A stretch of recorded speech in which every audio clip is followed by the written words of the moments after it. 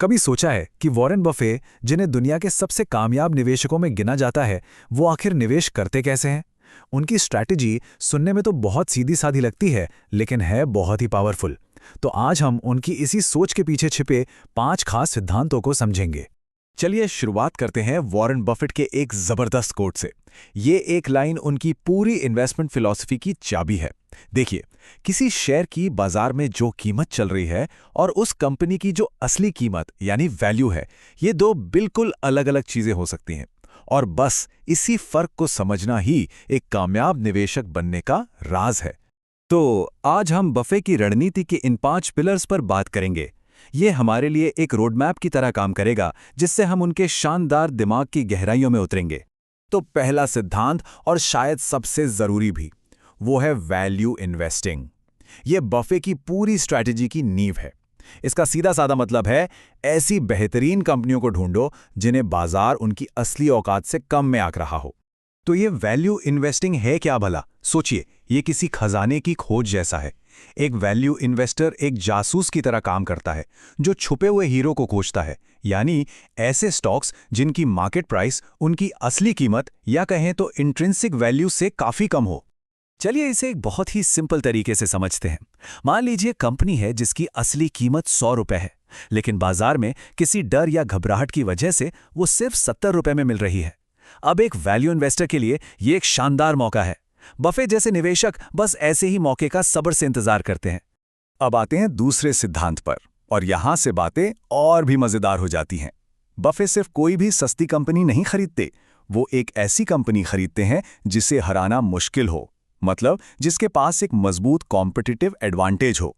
इसी को वो कहते हैं इकोनॉमिक मोड। तो ये इकोनॉमिक मोड क्या होता है?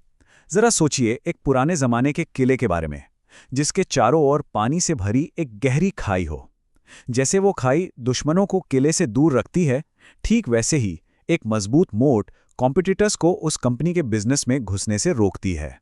मजबूत मोट के कुछ क्लासिक उदाहरण देखें तो कोका कोला या एप्पल जैसी कंपनियां दिमाग में आती हैं।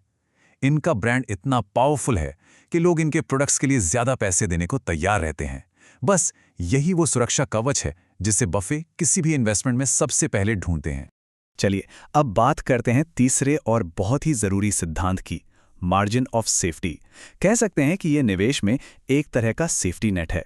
बफे हमेशा इस बात को मानकर चलते हैं कि उनका हिसाब किताब गलत भी हो सकता है।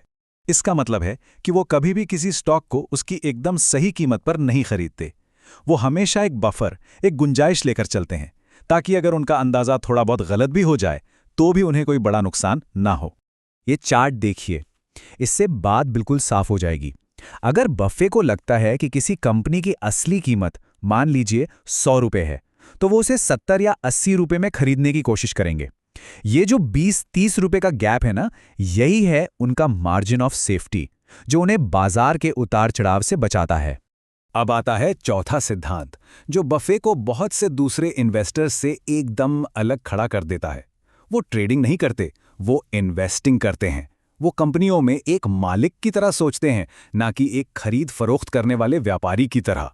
उनका एक मशहूर कोट है, हमारा पसंदीदा होल्डिंग पीरियड है हमेशा के लिए। ये लाइन ही सब कुछ कह देती है। वो अच्छी कंपनियों को खरीदते हैं और फिर उन्हें दशकों तक, जी हां दशकों तक अपने पास रखते हैं, ताकि उस बिजनेस की ग्रोथ का पूरा फायदा उठा सके। जब आप अच्छी कंपनियों को दशकों तक अपने पास रखते हैं, तो कंपाउंडिंग की जो जबरदस्त ताकत है, वो अपना जादू दिखाना शुरू करती है। पैसा सिर्फ बढ़ता नहीं है, बल्कि वो समय के साथ और तेजी से बढ़ता है। बफे इसी ताकत का इस्तेमाल करते हैं। और उनका ये एक और कोट इस बात पर मुहर लगा देता है कि निवेश कोई फटाफट अमीर बनने की स्कीम नहीं है। अगर किसी कंपनी पर इतना भरोसा नहीं कि उसे 10 साल तक रख सके, तो शायद उसे 10 मिनट के लिए भी नहीं खरीदना चाहिए। और आखिर में हम आते हैं बफे के 5वें और शायद सबसे जरूरी सिद्धांत पर। वो है अनुशासन। और ये अनुशासन है सिर्फ उन बिजनेस में पैसा लगाने का जिनकी समझ हो। बफे इसे कहते हैं अपना सर्कल ऑफ कॉम्पिटेंस। आसान भाषा में कहें तो ये उन इंडस्ट्रीज का दायरा है जिनके बिजनेस मॉडल को, कंपटीशन को और भविष्य की संभावनाओं को कोई इन्वेस्टर अंदर बाहर पूरी तरह से समझता है। इस दायरे से बाहर पैसा लगाना उनके लिए जुआ खेलने जैसा है। इसका सबसे बड़ा उदाहरण है कि बफे ने कई सालों तक टेक्नोलॉजी स्टॉक से दूरी बनाए रखी। क्यों? क्योंकि वो उनके समझ के दायरे से बाहर थे। भले ही उस वक्त हर कोई उन्हीं के पीछे भाग रहा था, और जब उन्हें एप्पल का बिजनेस मॉडल समझ आया, तब जाकर उन्होंने उसमें एक बड़ा निवेश किया। तो कुल मिलाकर बफे का पूरा निवेश मंत्र इन 3 आसान स्टेप्स में सिमट जाता है। पहला, एक मजबूत मोट वाला बेहतरीन बिजनेस चुनो। दूसरा, सब्र के साथ इंतजार करो और उसे उसकी असली कीमत से कम दाम पर खरीदो। और तीसरा, बस उसे होल्ड करके रखो और कंपाउंडिंग को अपना काम करने दो। और ये हमें एक बहुत ही दिलचस्प सवाल पर लाकर छोड़ देता है।